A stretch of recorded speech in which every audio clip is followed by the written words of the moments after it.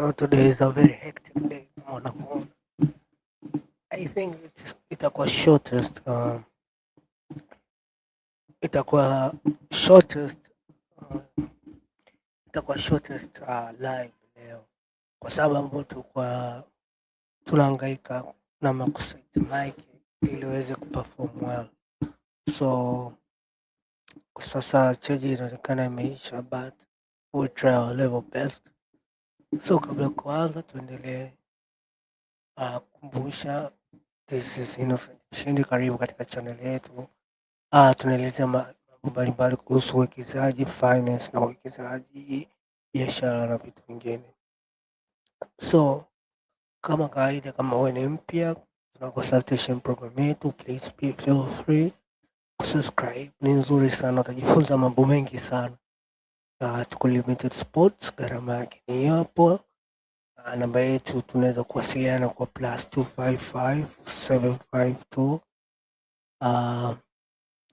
067. Kwa gharama yake ni 200,000 K. Kama una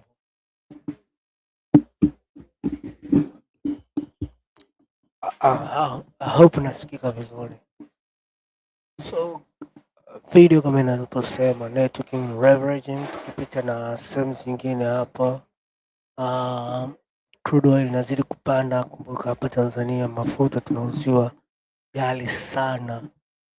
Mafuta tunauzia ghali sana, kwa hiyo mafuta yanazidi kupanda.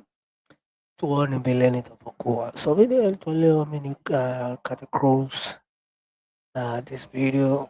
So video leo sitaongea sana, nahitaji kujifunza mambo kadhaa. Kama kawaida nitaruka vipande kwa sababu ya battery.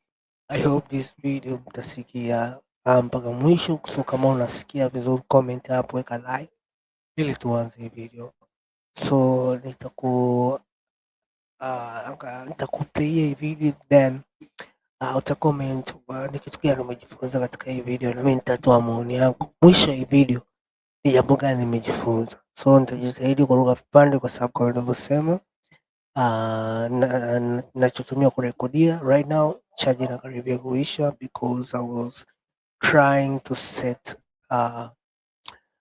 the audio to be very well. So I think hopefully this video will work very well. So kama you're new, please subscribe, share and support us. Washindi through Washindi Mag and Washindi t-shirt, Washindi Mag for 30,000 TZDs, Washindi t-shirt for 35. So let's continue.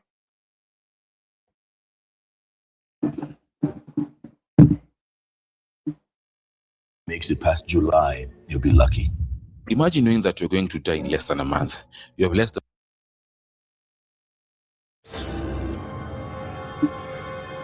So we knew that he wasn't going to last very long. He had been told by his doctors not to make any long-term plans. In fact, he was told if he makes it past July, he'll be lucky. Imagine knowing that you're going to die in less than a month. You have less than 30 days.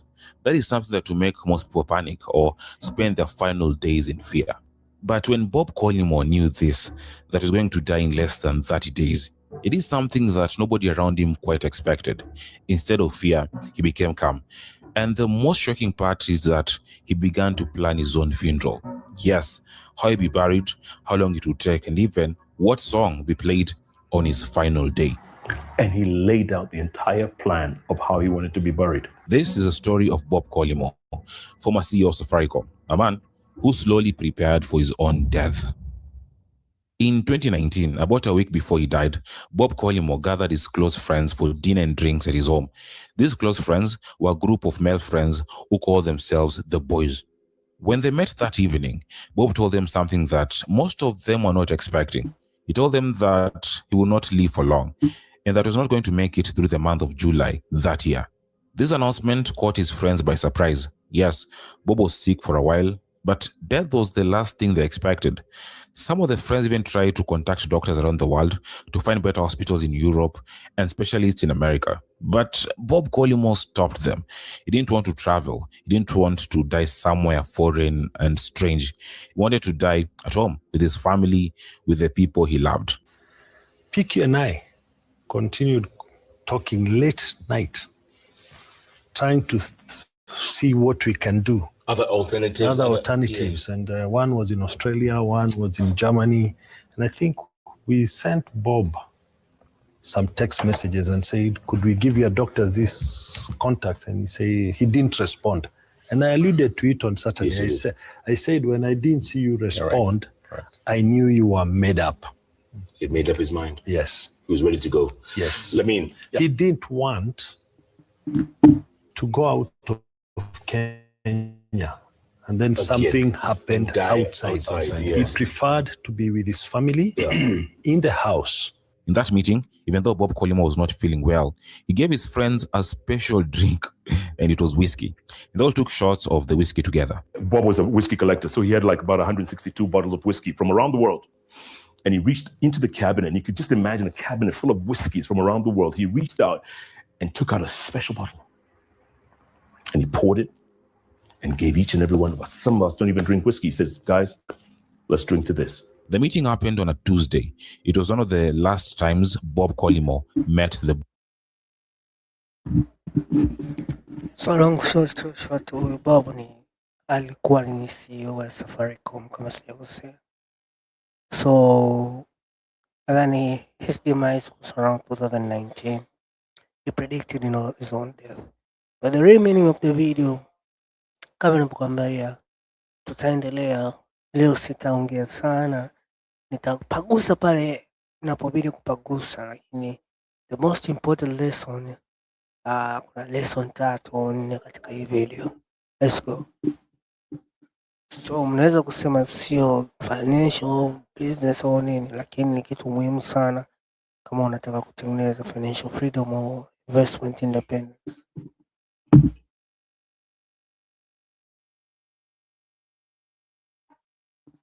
boys before he died in 2019. Later that same week, on Saturday, he called them again for another meeting, which was the last meeting. And here, he told them something even more serious. He said his death could come sooner than he had first told them. And he says, listen, guys, remember what I told you the other day, that I may not make it past, through the month of July. Look, I think it's going to be sooner. And then he did something shocking. He gave them a full plan of how he wanted to be buried. After that Saturday meeting, Bob Collymore died on Monday, less than 48 hours later. Bad news, in case you're joining us now, breaking news that Bob Collymore, the CEO for Safaricom, is dead. His death happened so fast, no one really expected it to be that fast. Jeff himself found out about the passing of his friend Bob Collymore when he was working, and it was one of the most shocking moments in his life. And I see some breaking news all of a sudden on Citizen Television. Bob Collymore, Safaricom CEO, is dead. Oh my God. I've never been so shocked in my life. Now, the boys group was created by Bob Collymore. He's the one who brought them together. One day he calls me and says, I'm going to put together a group and we can meet every Tuesday, for instance. And we could just hang out, talk about Kenya, talk about the future, talk about politics, talk about anything. They call themselves the boys, even though they were already old. Or let's say grown men. And we could just hang out. Brought them together. Alive. Now, the boys group was created by Bob Collymore. He's the one who brought them together. One day he calls me and says, I'm going to put together a group and we can meet every Tuesday, for instance. And we could just hang out, talk about Kenya, talk about the future, talk about politics, talk about anything. They call themselves the boys, even though they were already old. Or let's say grown men. We called ourselves the boys, even though we're all, much older than boys, but we were the boys. And it wasn't a small group of nobodies. Bob assembled some of the most influential and also rich people in the country. From Bharat Thakur, the CEO of Scan Group, Patrick Kwaku, the group CEO, Radio Africa, Peter Kenneth, well-known businessman, former politician, former assistant minister for treasury, well-known people. Ali Khan Sachu, the well-known investment banker, Lamin, worked for Standard Bank at the time. All these guys, he was with Joshua Oigara, group CEO, KCB, the youngest in our group. Although everyone thought I was the youngest, Joshua is the youngest. And Bob put together this group. and would meet very often. According to Jeff, the group met regularly. If possible, they would meet every week, especially on Tuesdays, just to hang out and talk about Kenya, talk about the future, talk about politics, talk about anything outside of work. The boys had a WhatsApp group. It began as a way to stay in touch, share jokes, and plan things like golf or dinner. And these are rich people. Golf must be involved. Anyway, in Bob's final months, it became something different. It became the place where they prepared for the last days of their friend, Bob Collymore. Now, for those who don't know who this guy is, or for those who are not around, or who only knew Bob as this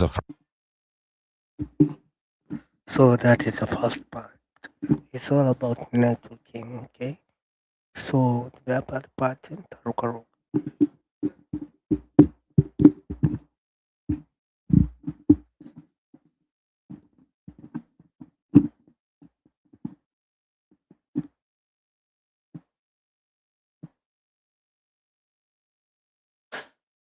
Safaricom CEO.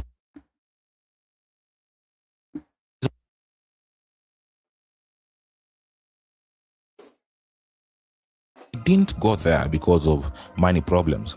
Bob began working as an office. One of the company's most difficult moments. When he was joining Safaricom, many people doubted whether he could fill the shoes of his predecessor, Michael Joseph. But Bob was not worried about that. He even said that he had no intention of fitting into anyone else's shoes but his own. And in the end, he was right not to worry. And I think the way he started running the company was, it wasn't like, I need to fill somebody's shoes, I need to do something different. I will do what my instinct tells me to do. Under his leadership, Safaricom grew from 17 million to over 30 million subscribers. He turned Safaricom into Kenya's first company valued at over 1 trillion shillings and became East Africa's most profitable company, valued at $11 billion. M-Pesa also grew. It expanded massively under his watch and became one of the most used platforms in Kenya, growing from under 10 million users to more than 20 million active customers by 2019. But the numbers and the profits don't tell the real story of who Bob was. The real story is the kind of leader he was. According to Jeff, one day Bob would meet with kings and princes. Second thing about Bob was people pass on, okay? This is the second thing. And dine with them. And the next day, he's riding the Matatu to Ruma, Madare, and Andorra with people like Giuliani. That's the kind of leader Bob was. And Bob was the most amazing kind of guy, most amazing kind of leader.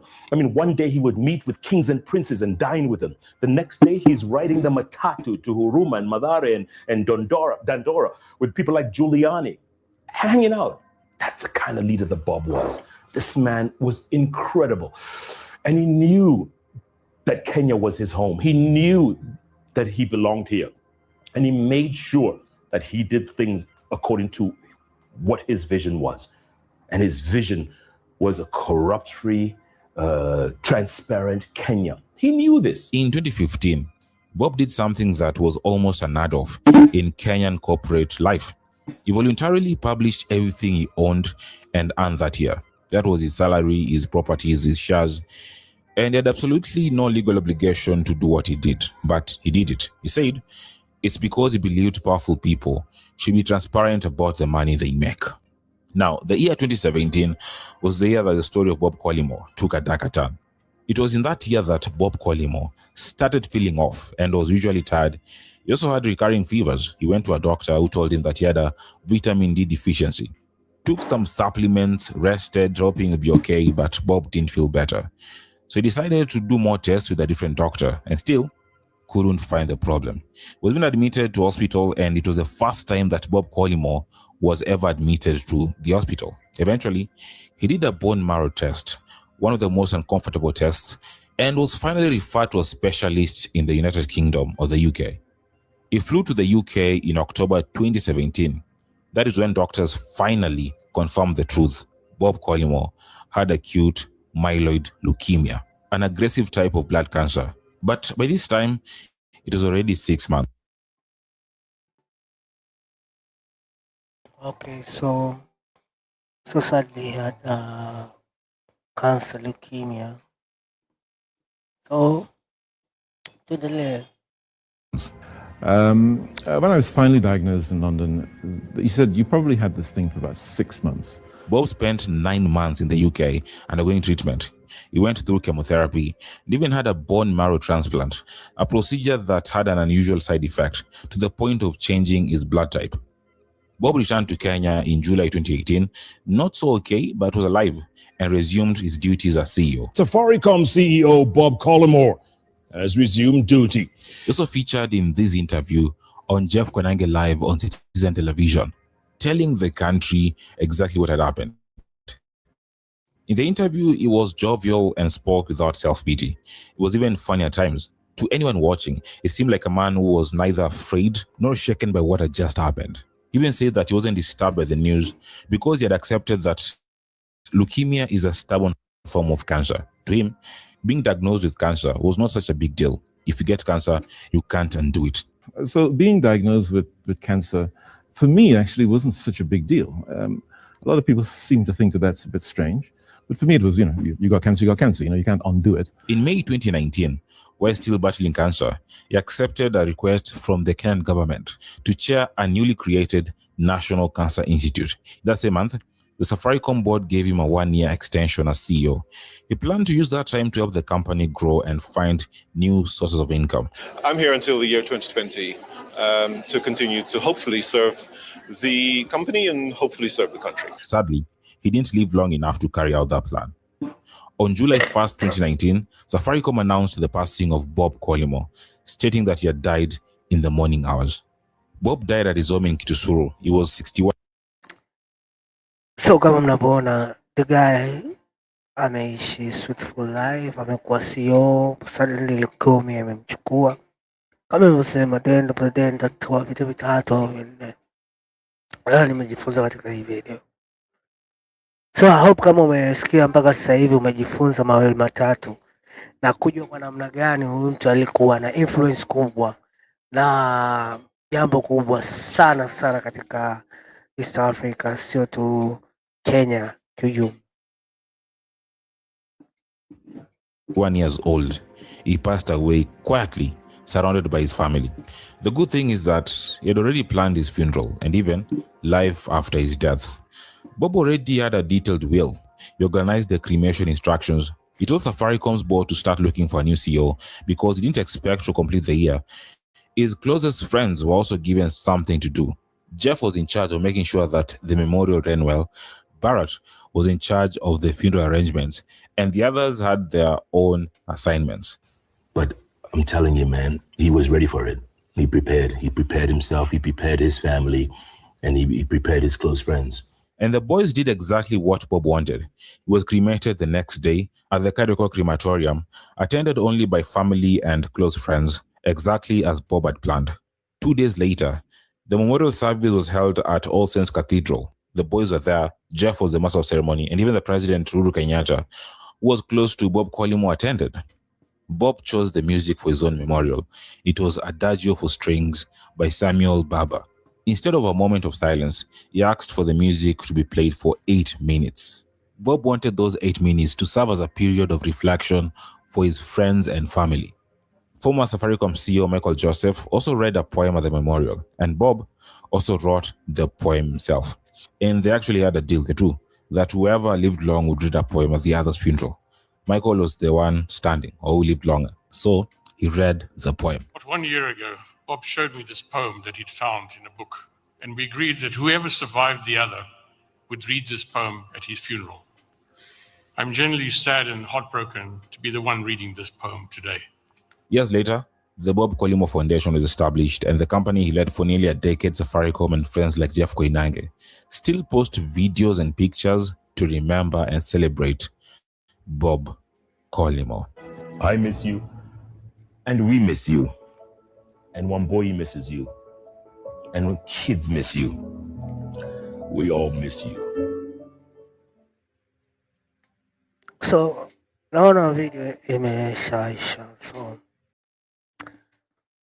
tuje kwenye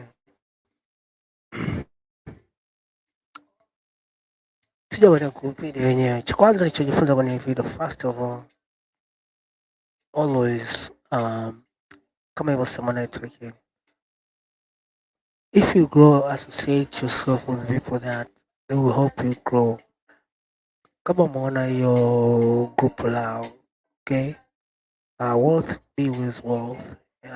Amepata mtu ambaye anafanya masuala ya news, amepata mtu ambaye anafanya masuala ya biashara, banking. So engage with people ambao mtaweza kuassociate vizuri, mkajenga hoja, mkajenga urafiki ambao una tija. So hiyo ni moja ya strategic friendship. So wanaosema watu wealth hawana urafiki, but that's not true. So here there's solid friendship ambayo ilisaidia hata mwisho wa siku Mungu akamchukua, lakini alikuwa na people ambao wanaweza kumback up. Other thing, sometimes you can never do what you love. He always wanted to be a painter, kama mmesikia hapo, but unfortunately her mother wanted a suitable scalable or security job.